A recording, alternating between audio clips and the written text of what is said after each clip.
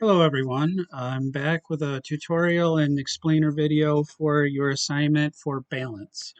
Balance is really the idea of symmetry, asymmetry, and radial symmetries. Symmetrical things are things that have an equal and opposite mirror line, so things on one side will be exactly the same as on the other side of an imaginary line. Asymmetry basically just means that it's not symmetrical, which means there is no clear mirror line between elements or composition. And radial means that it's stuff that comes out of a center point, right? So think clocks, um, analog clocks at least, right? Bicycle wheels, that kind of thing, where there's a center point and stuff kind of comes out of the middle. Um, and within those three, you can create some very interesting and dynamic compositions. Today, I'm going to show you a few different ways of working in Photoshop for creating those. The template looks like this. You're going to have three symmetrical designs, three asymmetrical designs, and three radial designs. And when you're done, you're going to pick your favorite of each of these and create sort of final image files with those on their own. So this is just a sketch template to explore different ideas and possibilities. Two different ways of approaching this. There's a video that's in addition, our old balance video talks about how to use shapes, and I'm going to review those, but also how to do it with paintbrushes, and you can mix and match, use either way. Um, Lots of possibilities here. I'm going to start with the shape one as a review. So in your toolbar, you're going to have a shape drawer, and these come in just underneath the black or white arrow.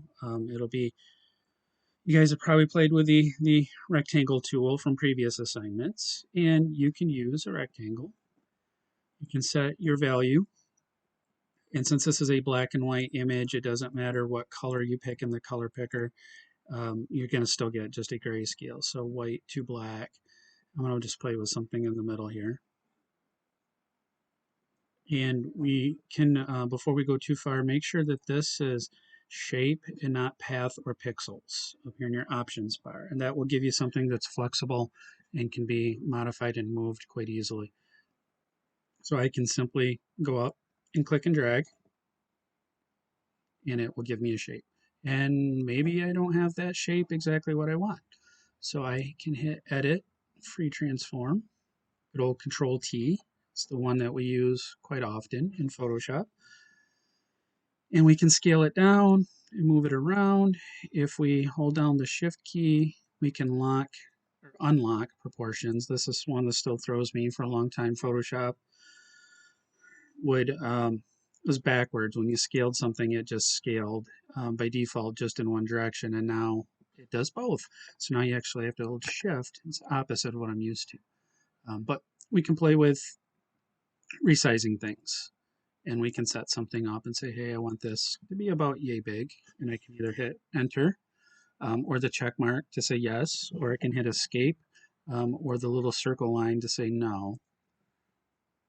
If I want another one, I can alt pick and drag and have another one. And now I'm starting to line up and create the illusion that there's maybe a mirror line somewhere in the middle here.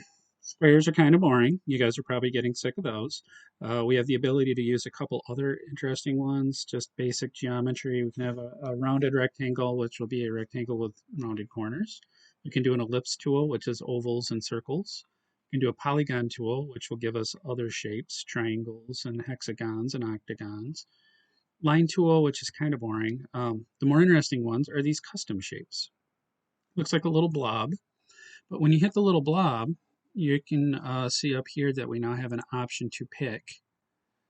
And there are lots of interesting shapes in here. The old version of Photoshop had these legacy shapes, is what they're called. And there are a ton of these.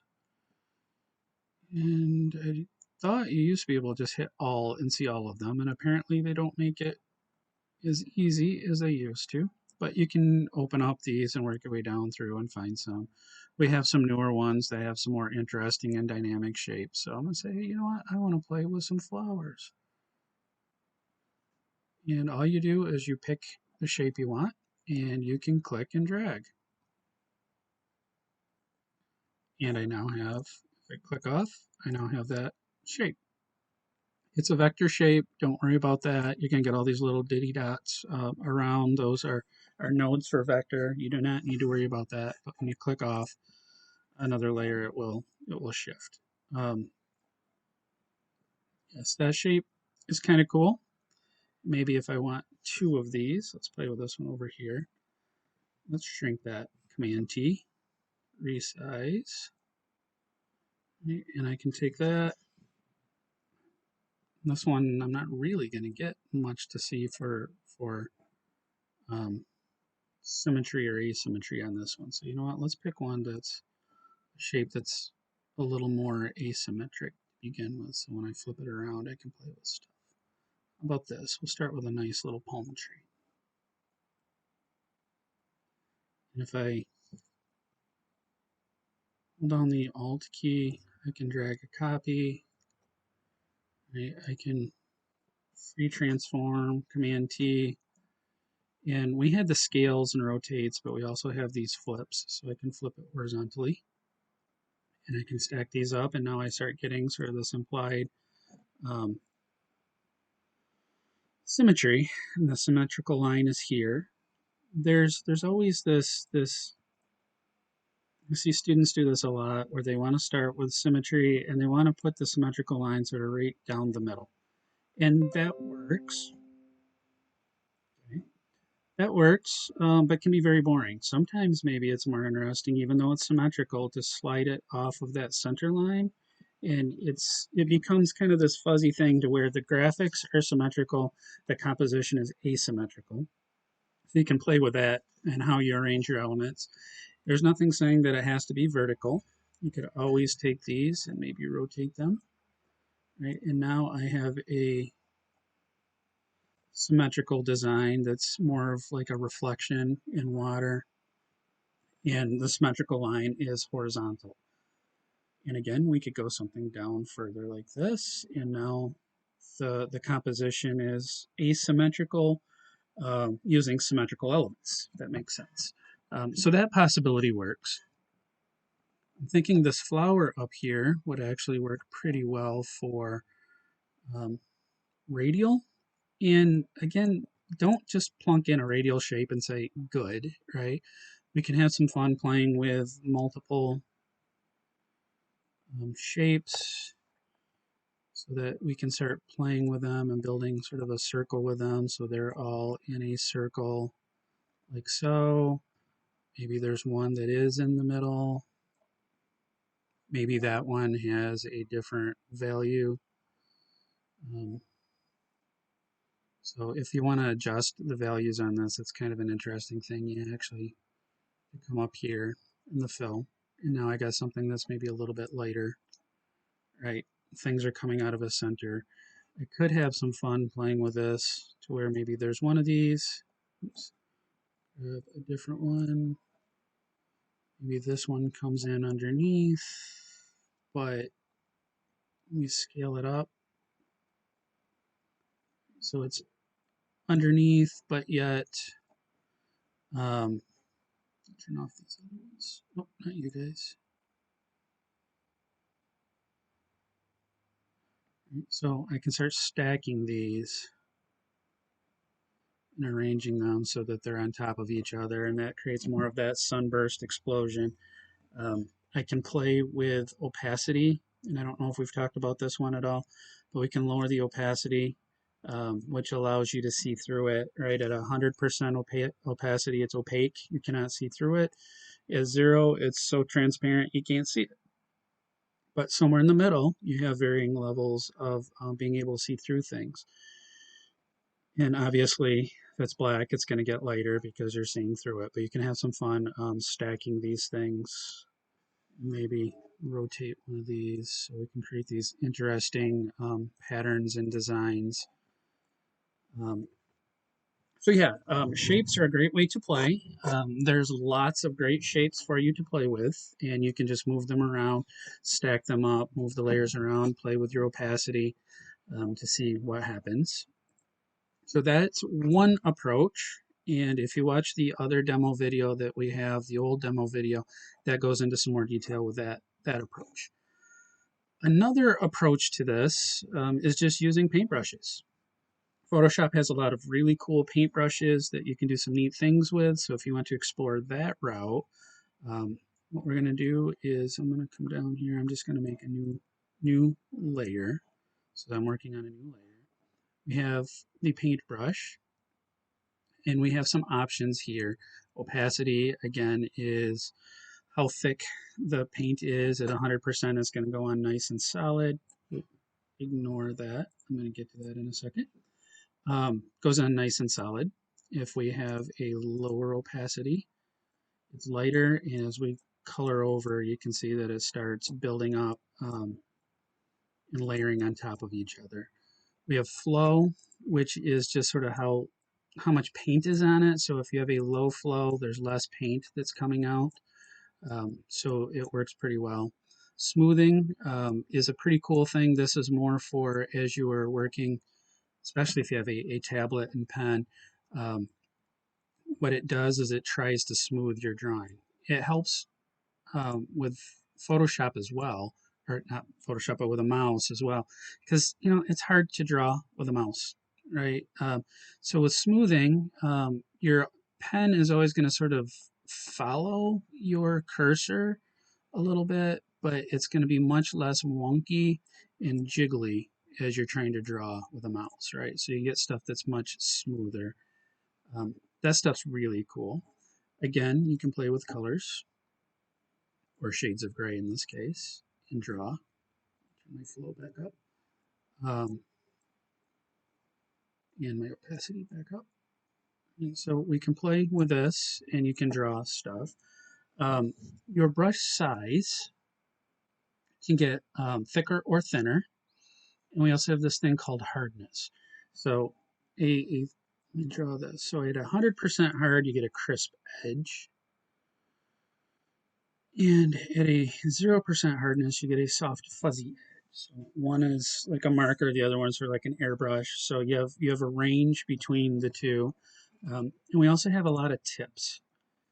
And they have some built in here, so you can open up and get some of these different sort of pre-made ones.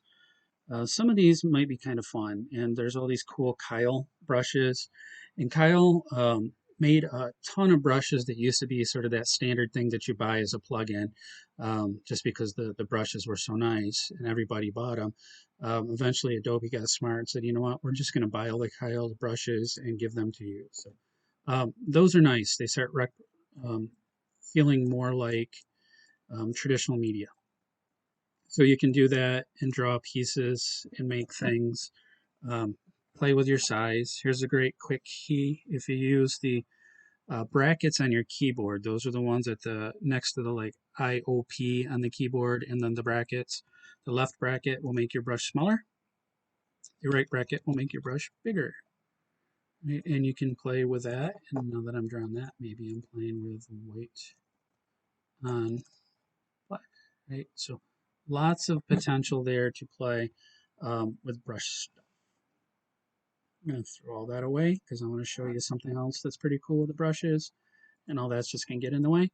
Is this guy here? It looks like a little butterfly, and there's built-in symmetries.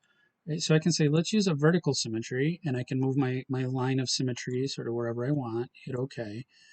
And now, working on a clean layer, I can play with my paintbrush, and it's going to draw symmetrical for me. No idea what I'm drawing, but that's kind of fun, right? So you can build some very cool symmetry um, very easily, right? So it's not too difficult to do that. Um, I have no idea what this thing is. I'm just kind of having fun drawing dots and stuff, right? And maybe there needs to be something out here. Sure. Um, Other symmetrical things that work. You have vertical and horizontal. Dual axis will give you something closer to a radial with a simple cross shape, so that now as I'm drawing on this, I'm going to get something that kind of comes out of a center point. which is very fun. Another one that we have that works really well is a circle. If you want to use that as your um, radius point, not radius point, but symmetry point. Now, as I'm coloring, you're going to have stuff that kind of comes in and out. This one's a little complicated and a little funky, and I have not yet been able to get it to do exactly what I want, but it can still be very cool. And then you can play with kind of gradations of bigger and bigger circles or smaller circles to get some sort of radial symmetry. So either way, these work really well for drawing, or if you want to go just the good old-fashioned way, I'm going to make a new layer and draw some sort of squiggle. I'm going to say this is my butterfly. Kind of a ugly little butterfly, but it'll work, right? And if I make a copy of that, right, go back to my move tool and make a copy. And I can flip that guy horizontally. Oh, apparently I picked up some other mark. Okay, that's all right. So I can also just do this and make little cool doodles and move them around and make copies that way and build my own symmetry. I'm not required to use that built-in symmetry here, but it's still very fun to do. Um, yes, so lots of possibilities. I have one more cool tool that I want to show you guys, and I hope this doesn't get overly complex. Personally, one of my favoritist tools are layer masks. And layer masks are a way for you to hide pixels without actually deleting them. So as you guys can see, I've got some very messy designs here that are all over the place, and a lot of them are breaking out of the edges of the picture plane. And maybe I don't want to do that, right? So I want to play with this one over here for now. So I have my two palm trees. I'm going to group those by picking them, going down to the little folder, and now it is a group. And on the layer, or on the group, I'm going to create a layer mask. It's this little icon here that is a box with a circle inside it. And inside that, you're going to get a little pop-up on your layers that's white. And the way layer masking works is you're masking, you're blocking off. So all of you guys have probably did that when you were young and in school. You're doing a watercolor painting and you lay out the paper and you use masking tape, right? Mask, and you tape it down around the edges. You get paint and get all messy and over the tape. And then when you're done, you peel off the tape and the white paper border is all there. All right. So what you're gonna do with this, white is visible and black is invisible. So what we can do is if we want to paint with black, and I'm just going to use a simple hard round brush, I can actually paint with black and hide this. Um, you can see that I'm painting on the mask. I'm not actually hiding it, like erasing it. So I can click here and like, oh, I went too far.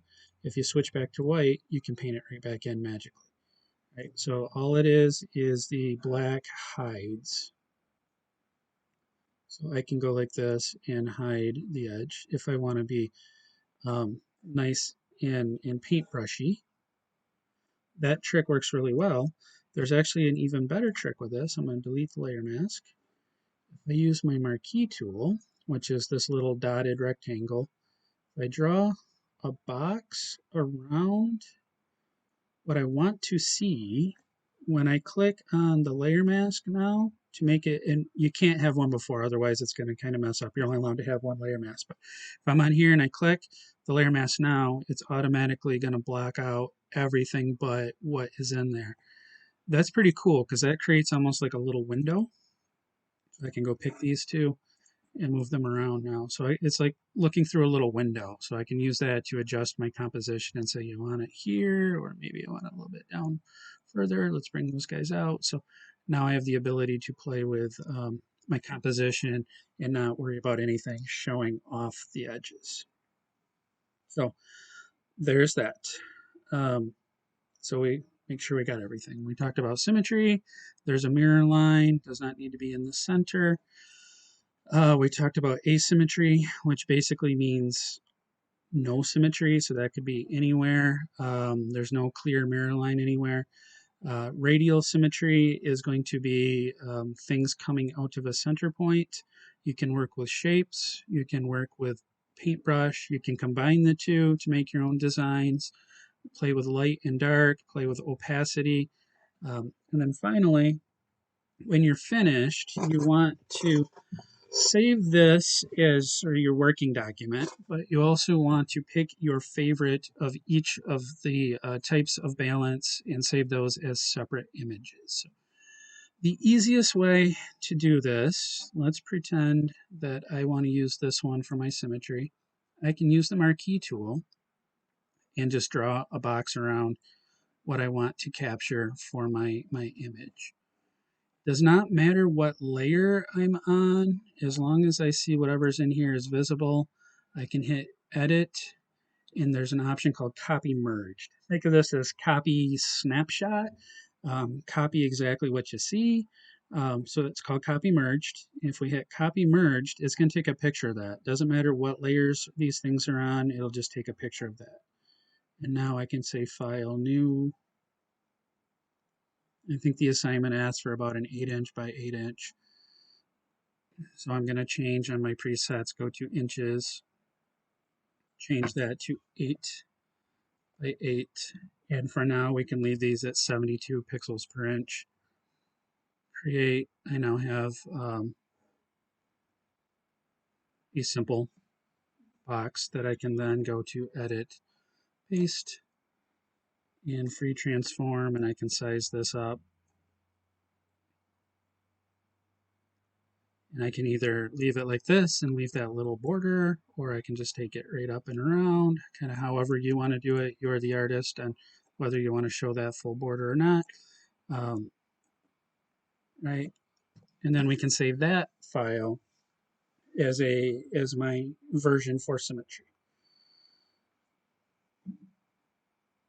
I think that's all. So good luck. Happy clicking and exploring and playing with composition.